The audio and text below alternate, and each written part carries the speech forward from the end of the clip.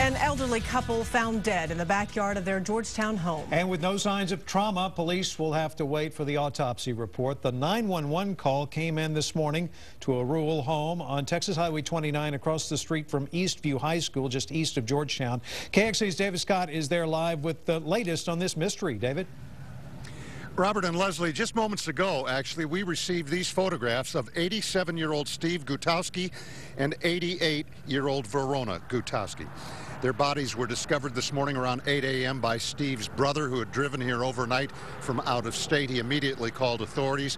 They went over the scene with a fine-tooth comb, and what they found was one giant puzzle. The scene was strange. The Gutowskis lying out back.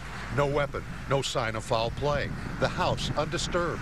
Still, detectives have their procedures. At this time, there's no visible injuries on them, but anytime you have two people die at the same time, we definitely want to treat that as suspicious.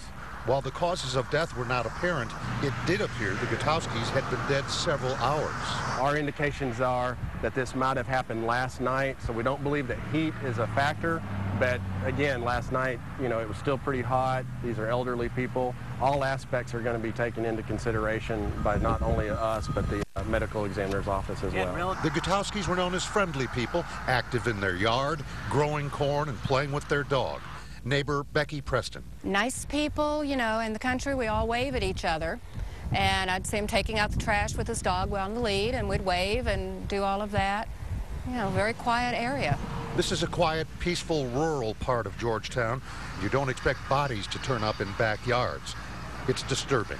It's a little scary. We don't even lock our house when we leave. It's felt that safe in this area forever. And now to see something like this happening and not knowing what really caused it, it's a little scary. I think I'll lock my door tonight. Now, the Gutowski name may ring a bell for you. Back in January of 1997, a 500-pound fuel tank from a Delta II rocket landed in their yard, falling from outer space and dropping just 25 yards from their home. They slept through the impact. They never heard it, but in the morning they went outside and saw it, and Verona said, "That looks like one giant dead rhinoceros in my yard." It looks like an autopsy will have to solve this mystery, and those results are expected soon. In rural Georgetown, David Scott, KXAN News.